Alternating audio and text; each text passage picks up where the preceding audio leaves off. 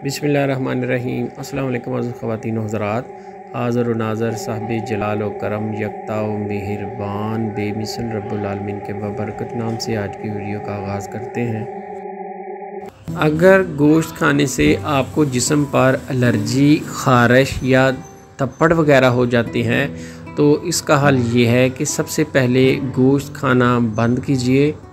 तो आप ये रेमेडी इस्तेमाल कीजिए। आपने गुलाब की पत्तियाँ 1 टेबलस्पून लेनी है, ज़ीरा सफ़ेद आधी चाय वाली चम्मच, सब्ज़ इलायची के 7 अदद लेंगे, उसके दाने निकाल लेंगे, सौंफ आधी चाय वाली चम्मच, साबुत धनिया आधी चाय वाली चम्मच। इसी तरह आपने दिन में 3 बार कहवा बनाना है और पी लेना है। इससे आपकी जिस्म की ख़ारिश, एलर्जी, तप्पड़ वगैरह ठीक हो जाएंगे। और इसके साथ पानी का इस्तेमाल ज़्यादा से ज़्यादा करना है। अस्सलाम वालेकुम।